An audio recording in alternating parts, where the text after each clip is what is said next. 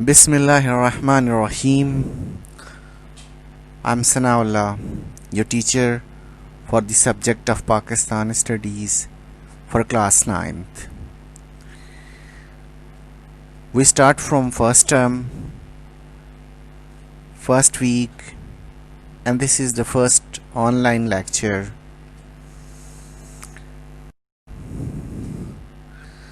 We start from chapter 1.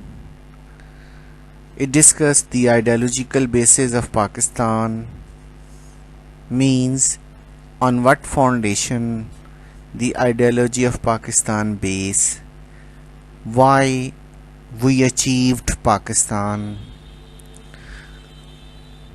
what were the philosophies behind the struggle for Pakistan, what is the history,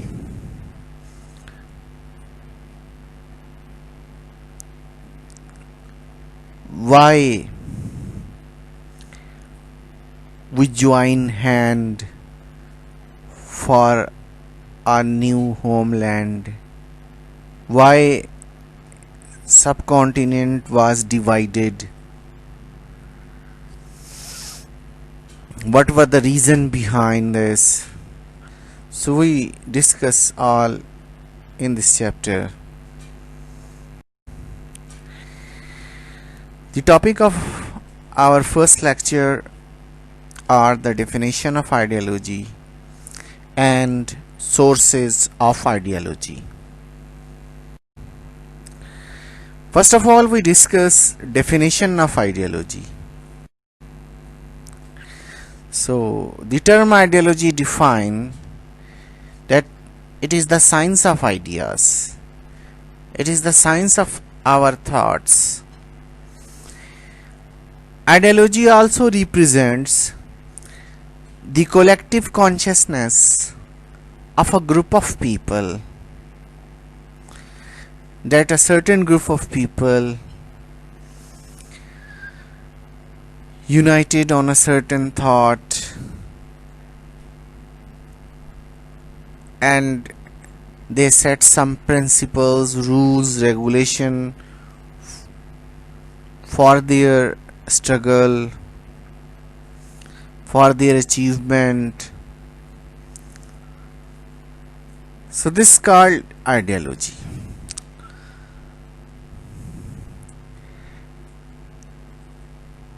Every thought is not an ideology. A certain thought on which a group of people unites and think about it, sets its rules and started their struggle, then this is called ideology.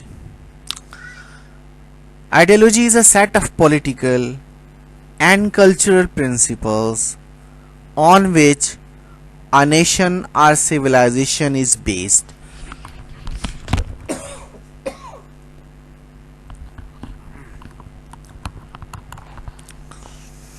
According to the philosopher George Brass, any plan or program of common life based upon thinking and philosophy is called ideology.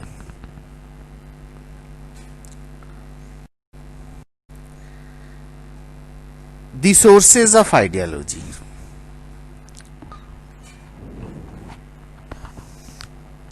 Where the ideology come from? Where the ideology generate? So these are called the sources, the factors which affect the ideology. So the sources of ideology are common religion of a group of people, common race, common language and residency, common political purpose, common customs.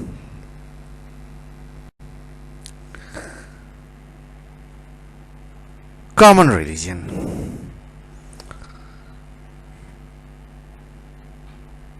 Every person has deep imprint of his religion. In this way, religion played a vital role on the ideas of a person or collective consciousness of a group of people. Religion had deep impacts on the social life. Every religion maintain social relationship in the light of specific ideas. Dear students, ये चीज़ ध्यान में रख लें कि दुनिया में कोई शख्स ऐसा नहीं है जिसके ऊपर उसके मज़हब की छाप ना हो. जो लोग मज़हब से इनकार करती हैं वो भी अपना एक मज़हब बना लेती हैं और वो मज़हब इनकार पे मबनी होता है और हम देखते हैं कि उनके ख़यालात पर उनकी अपने उस खुद साख्ता मज़हब की छाप नज़र आती है और वो भी लोगों से उसी तरह नफ़रत करने लग जाते हैं जिस तरह एक मज़हब का मानने वाला किसी दूसरे मज़हब को के मुतल्लिक जज्बात रखता है. तो यूँ हम कह सकते हैं कि इंसान जो सोचता है, इंसान जो नज़रिया अपनाता है, उस पर उसके उस मज़हब की छाप होती है जिस मज़हब पे वो अमल कर रहा होता है. तो हम यूँ कह सकते हैं कि every religion has deep imprint on a person. The next, common race. Race, caste, creed, tribe.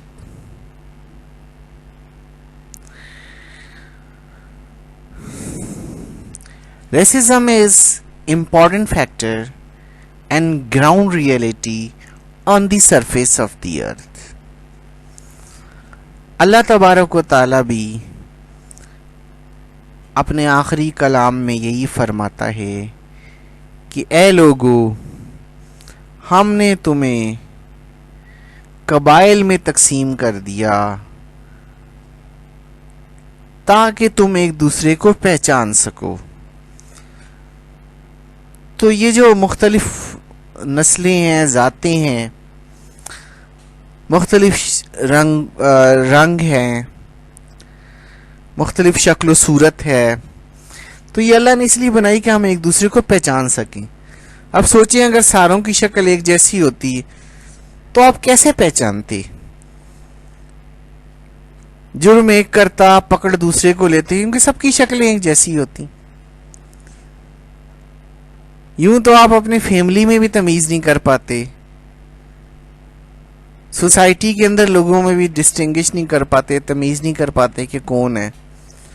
तो इसलिए अल्लाह ताला ने कि ताकि आप एक दूसरे को पहचान सकें, आपको मुख्तलिफ रंगों में, मुख्तलिफ शक्ल शुबाहत में, मुख्तलिफ ज़ातों में, मुख्तलिफ कबीलों में, मुख्तलिफ ख़ानदानों में तकसीम कर दिया. अगर देखा जाए तो हर इंसान को अपनी नस्ल पर फ़ख्र होता है. इसको नस्ली तकाफुर भी कहते हैं. इंसान अपनी ज़ात पर, अपनी कौम पे, अपने कबीले पे फ़ख्र करता है. हर शख्स जो है वो यही समझता है कि उसका कबीला, उसकी ज़ात, उसका ख़ानदान, उसकी नस्ल जो है वो दूसरों से बेहतर है. ये एक कॉमन सी बात है.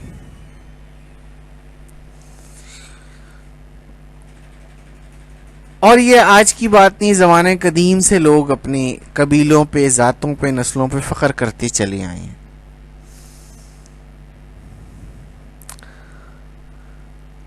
लिहाजा हम ये कह सकते हैं कि जो इंसान जब कुछ सोचता है तो उस पर बाकी अवामिल के साथ साथ اس کے اپنے قبیلے کی، ذات کی، نسل کی چھاپ بھی نظر آتی ہے، جسے ہمارے عام طور پہ برادری ازم بھی کہا جاتا ہے. لوگ کہتے ہیں یہ ساڑی برادری دا ہے. تو وہاں پر کیا جاتا ہے، آپ کا ریسزم آ جاتا ہے کہ آپ کس ریس سے، کس نسل سے، کس برادری سے تعلق رکھتے ہیں. عام طور پہ ایسا ہمیں الیکشن کے دنوں میں آتا ہے، لوگ برادری کے نام پہ اکٹھے ہو جاتے ہیں اور کہتے ہیں جی یہ ہمارا بندہ بے شک چور ہے، ڈاکو ہے، لیکن یہ ہماری برادری کا ووٹ، اسے ہم نے آنکھ بند کر کے دینا ہے. تو یہ جو برادری ازم ہے یہ انسان کو جوڑتی ہے، یہ بھی ایک بانڈ ہے، بانڈنگ پر مجبور کرتی ہے انسان کو کہ ہم کو مشترکہ نسل، مشترکہ خاندان، مشترکہ برادری سے تعلق رکھتی ہیں. تو انسان کے خیالات، اس کی آئیڈیالوجی پر بھی برادری ازم یا ریسزم یہ اثر انداز ہوتا ہے. Common ideas are originated from common race and vice versa.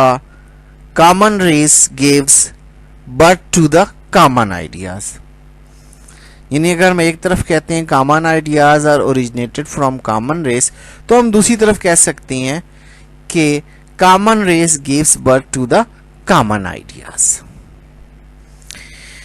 It is quite natural that people belonging to the same race develop the sentiments of sympathy and brotherhood for each other.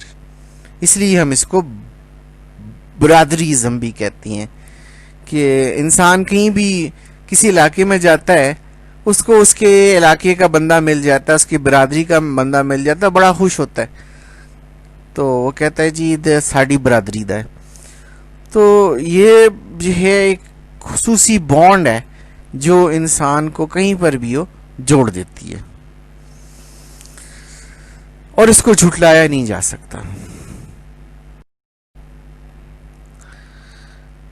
Common language and residency. There are too many languages spoken throughout the world. Every language is different from other language. Everyone loves with his mother tongue and peoples are sensitive regarding their language.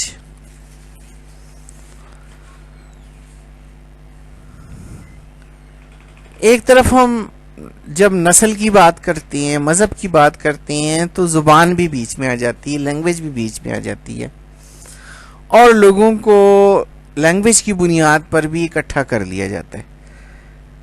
Common سی بات ہے، آپ کسی ایسے علاقے میں جاتے ہیں جہاں کوئی آپ کی زبان سمجھنے والا نہ ہو اور وہاں اچانک آپ کی ملاقات کسی ایسے شخص سے ہو جاتی جو آپ کی زبان جانتا ہو، تو آپ کی خوشی کی انتہا نہیں رہے گی اور آپ کہیں گے دیکھو بھی مجھے میرا ہم زبان مل گیا ہے، تو میں اس سے وہ باتیں کر سکتا ہوں، 4 باتیں اس سے کر سکتا ہوں.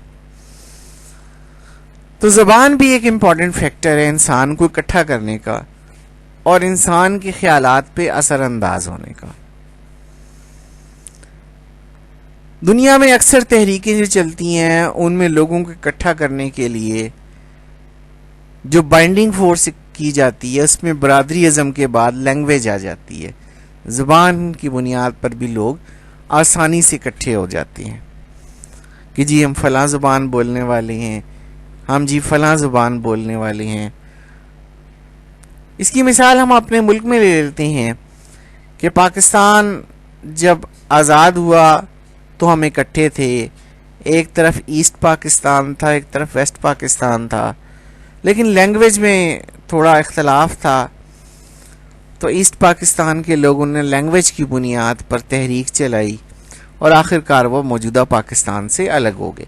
تو لینگویج ایک امپورٹنٹ رول ہے، پلے کرتا ہے لوگوں کو اکٹھا کرنے پہ، لوگوں کے خیالات پہ اثر انداز ہوتا ہے، لوگوں کو اس بات پہ اکساتا ہے کہ وہ اپنے لینگویج کی بنیاد پہ اپنی ایک الگ شناخت بنائیں، اور اگر ان کی خاصی میجارٹی ہے تو وہ اپنے لیے کوئی آزاد ملک کا بندوبست بھی کریں، یہ سب کچھ ہو جاتا ہے.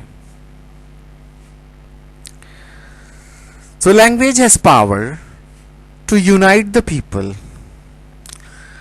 Language is the means of conveying the feelings, sentiments and thoughts to others.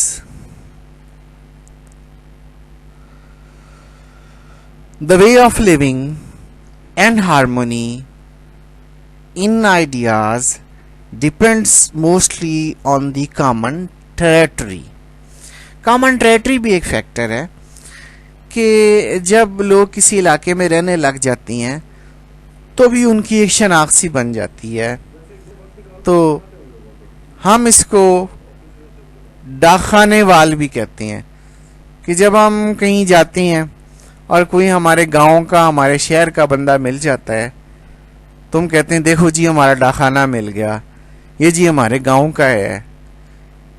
تو آپ فوراً اسے دعوت دیتے ہیں، آپ اپنے گھر بلاتے ہیں، تو آپ کی دوستی قائم ہو جاتی ہے اس بنیاد پہ کہ جی دیکھو یہ میرے شہر کا رہنے والا ہے، میرے گاؤں کا رہنے والا ہے.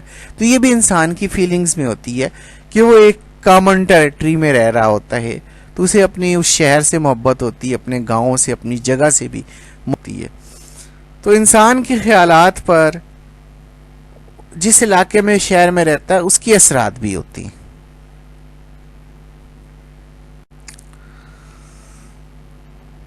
Common political purpose.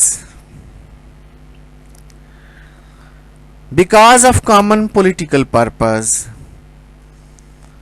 and political ideas to achieve political freedom for the survival of their national life so that they may become a strong nation. Dear student, politics بھی انسان پہ اثر انداز ہوتی ہے. آپ دیکھتے ہوں گے اپنے گھر میں، اپنے محلے میں، اپنے علاقے میں کہ مختلف قسم کی پولیٹیکل پارٹیز بنی ہوئی ہیں. ہر ایک کے اپنے اپنے پولیٹیکل آئیڈیاز ہیں، اپنی اپنی پارٹی ایفیلیشن ہے، ہر کوئی اپنی پارٹی کی حمایت کرتا ہے. اس کے اوپر اس کی کچھ بھی نہیں ہے، بنیاد ہوتی ہے. ہر پارٹی کی اپنی ایک سوچ ہوتی ہے، ان کے اپنے آئیڈیاز ہوتے ہیں. تو جس شخص کو جس پارٹی کا آئیڈیا پسند آتا ہے وہ اس پارٹی کے ساتھ شامل ہو جاتا ہے. تو یوں جو آپ کی سوسائٹی ہے وہ پارٹی بیس پولیٹیکلی ڈیوائڈ ہو جاتی ہے. اس کو ہم پولیٹیکل ڈویژن بھی کہہ سکتی ہیں. پولیٹیکل پارٹیز کی بنیاد پر، پولیٹیکل پرپس کی بنیاد پر، پولیٹیکل آئیڈیاز کی بنیاد پر، پولیٹیکل تھاٹس کی بنیاد پر سوسائٹی کے اندر بانڈنگ کریٹ ہو جاتی ہے. تو ہم دیکھتے ہیں کہ اگر کوئی قوم اگر غلام ہو جائے تو اپنی آزادی کی جد و جہد میں بھی اس کے اوپر پالیٹکس اثر انداز ہوتی ہے. وہ ایسے لوگوں سے کے آئیڈیاز سے متاثر ہونے لگتی ہیں جو انہیں آزادی کی طرف لے جائیں، ان کا ساتھ دیتی ہیں. اور یہ کچھ ہم اپنے پاکستان کے حوالے سے بھی دیکھ سکتی ہیں کہ جب برصغیر پر انگریزوں نے قبضہ کر لیا، ہمارے پاس کوئی وطن نہیں تھا، انگریز اور ہندو ظلم کر رہے تھے، تو ہمارے پاس کوئی نشان منزل نہیں تھا. کبھی ہم کسی کی خوشامد کرتے، ترلے منتے کرتے، کبھی کسی منصوبے کی طرف جاتے، کبھی کوئی پرپوزل لے کے آ جاتا، ادھر ادھر بے سمت بھاگتے رہے. پھر آہستہ آہستہ جو ہے نا ہماری اپنی ایک پولیٹیکل پارٹی آل انڈیا مسلم لیگ کے نام سے قائم ہو گئی. پولیٹیکل تھاٹس شروع ہو گئے. تو اس پولیٹیکل تھاٹس نے آہستہ آہستہ ایک نیشن بلڈنگ کی طرف لے گیا اور ایک مسلم نیشنلزم کی طرف ہمیں لے کر گیا. پھر اسی پولیٹیکل تھاٹس نے ہمیں ایک نشان منزل دیا پاکستان کے نام سے. फिर लोग पॉलिटिकली यूनाइट हो गए, क्योंकि साउथ एशिया में अंग्रेज़ अपना डेमोक्रेटिक मॉडल लेकर आए थे, उसके अंदर पॉलिटिक्स मौजूद थी। तो जो वो पॉलिटिक्स लड़ी गई लास्ट दिनों में आज़ादी के करीब, तो वो इंडिपेंडेंस की जो पॉलिटिक्स थी वो पाकिस्तान और एंटी पाकिस्तान जो है उसकी बुनियाद पे लड़ी गई। तो हम ये देखते हैं कि जो पूरी मुस्लिम नेशन है वो पॉलिटिकली यूनाइट हो जाती है और आखिरकार अपना मकसद हासिल कर लेते हैं। Common customs. Every society has its certain customs and tradition. People are very sensitive about their customs and tradition. In this way, common customs create ideological harmony with respect to culture and thoughts. अब ये culture क्या चीज़ है? ये आपके रहन सहन के, बोलने के, खाना खाने के, खेलने कूदने के तरीके हैं, आपके रस्म व रिवाज हैं, शादी ब्याह के तरीके हैं, ठीक है। इसमें बहुत कुछ आ जाता है कल्चर के अंदर। इसके अंदर म्यूज़िक भी आ जाता है, इसके अंदर पेंटिंग्स भी आ जाती हैं, इसके अंदर आर्ट एंड आर्किटेक्चर भी आ जाता है, इसमें लैंग्वेज भी आ जाता है। तो इसके अंदर बहुत सारी चीज़ें, एक वसी फील्ड है कल्चर, ये सब कुछ आ जाता है। तो हर शख्स जो है उसके ऊपर दूसरी चीज़ों के साथ साथ उसके अपने कल्चर की भी छाप होती है, क्योंकि वो जिस कल्चर में रह रहा होता है उसका वो आदी हो चुका होता है। जब किसी दूसरे कल्चर में जाता है तो उसे बड़ा फ़र्क लगता है, मुमकिन है वो उस पर क्रिटिसाइज भी करे, ठीक है। और कोई शख्स अपने कल्चर को बुरा भला कहना बर्दाश्त भी नहीं कर सकता। तो इसलिए हम देखते हैं कि लोग इस पे काफ़ी कॉन्शियस होते हैं अपने कल्चर से मुतल्लिक। तो इंसान है, उसके आइडियाज़ पे उसके कल्चर का भी असर होता है। जिस माहौल में, जिस सोसाइटी में वो परवान चढ़ रहा होता है, जो कुछ वो देख रहा होता है, जो कुछ वो सीख रहा होता है, वो उसमें पुख्ता हो जाती हैं और फिर उसके नज़रियात पे, उसकी आइडियोलॉजी पर वो सारी चीज़ें असरअंदाज होती हैं। और ये वो छाप है जिसको किसी शख्स को आसानी से उसके अंदर से ये छाप आप निकाल नहीं सकते। कहीं भी जाएगा उससे वो अपना कल्चर शो करके रहेगा। So we can say that every thought is influenced by the custom and tradition of the person concerned.